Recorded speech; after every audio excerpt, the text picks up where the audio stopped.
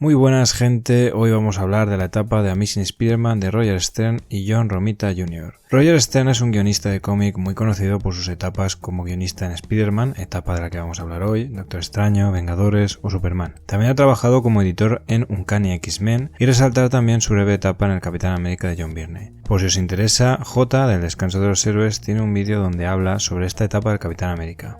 También tenéis un podcast en iVoox muy bueno de Sala de Peligro que comentan la trayectoria de este autor. Como curiosidad deciros que Stern no comenzó a escribir al personaje precisamente en los números recopilados en este tomo, sino que el primer número que escribiría de Spider-Man fue en The Amazing Spider-Man 206, dibujado por John Byrne, donde tuvo que cerrar todo lo planteado por su antiguo escritor Mark Wolfman. Después acabaría de guionista en la colección Espectacular Spider-Man a partir del número 43, sin tener la serie un dibujante regular. Seguiría escribiendo al personaje hasta el número 61, donde se marcharía de la colección. Sin embargo, es ahí donde le ofrecerían escribir la colección de The Amazing Spider-Man, pero ahora sí con un dibujante regular, que sería el gran John Romita Jr., y es ahí donde tendremos el inicio de esta memorable etapa recopilada en este tomo Marvel Heroes.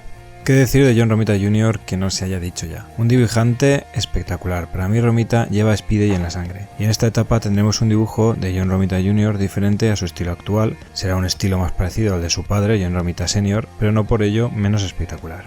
Empezaré mi reseña comentando cómo llegué a decidir comprarme este tomo, y es que encontré que mucha gente en Twitter y por podcast alababa esta etapa del personaje, e incluso la recomendaban como un buen producto de entrada para este.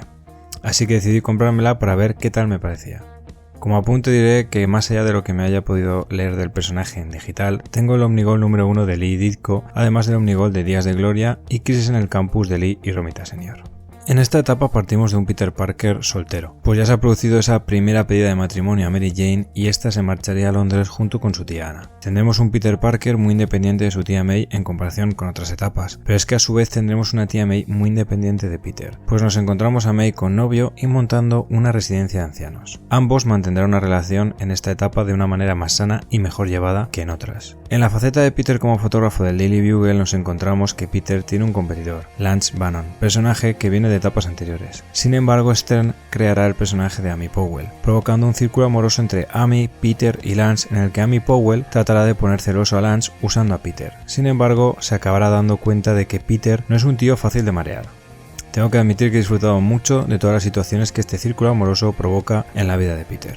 En su faceta como Spider-Man nos vamos a encontrar a un Spider-Man muy fuera de su zona de confort en lo que respecta a sus villanos, pues Spider-Man se va a enfrentar a villanos de otras colecciones como Cobra, Hyde o Bola de Trueno, personajes que nacen en la colección de Thor. También se va a enfrentar al Pensador Loco, personaje que viene de la colección de los Cuatro Fantásticos. Sin embargo, el villano más brutal al que se va a enfrentar será el Juggernaut, en ese famoso Amazing 229 y 230. Una historia de dos números que me ha parecido brutal de cómo está narrada por Stern y por cómo está dibujada por Romita. Sencillamente espectacular este enfrentamiento, que va increciendo a lo largo de estos dos números. Historia palomitera total. Aunque Spider-Man no se enfrentará a muchos de sus villanos clásicos, sí que tendremos algunos de ellos, como es el caso del Buitre, villano que según el prólogo de este mismo tomo, era el preferido de Roger Stern.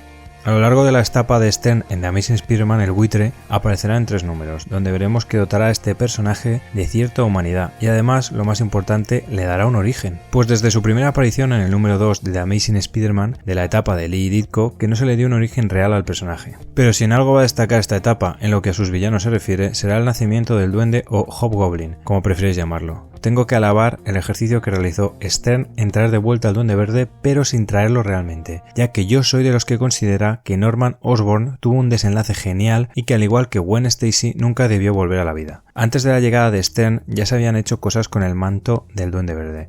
Y es que Harry Osborn ya había sido el Duende Verde en alguna ocasión, e incluso el psicólogo de Harry había sido el Duende Verde, cosa que no le gustaba nada a Roger Stern, y decidió ir contracorriente, dándonos un villano que nada tenía que ver con los Osborn, que al igual que en los principios del Duende Verde no sabríamos la identidad de este duende o Hobgoblin y sería mucho más mortífero que el Duende Verde original, ya que no tendría muchas de las debilidades de este como su locura.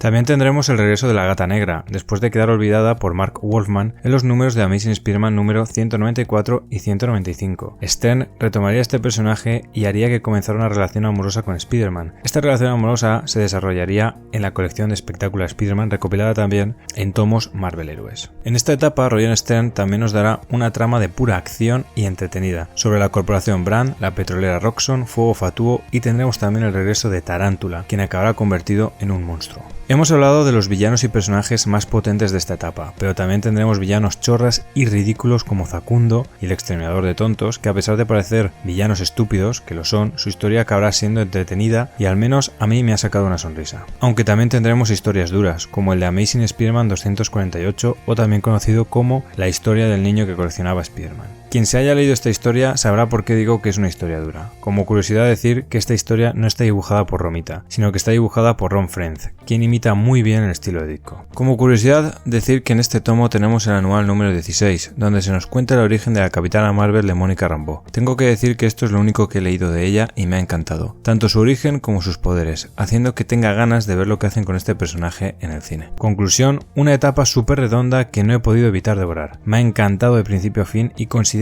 que a pesar de ser una lectura de hace 40 años, se puede leer hoy en día sin ningún problema, y la considero una etapa para entrar al personaje totalmente válida. Si eres fan del personaje de Spider-Man y le das una oportunidad, la vas a disfrutar mucho. Pues hasta aquí mi reseña y espero que os haya gustado.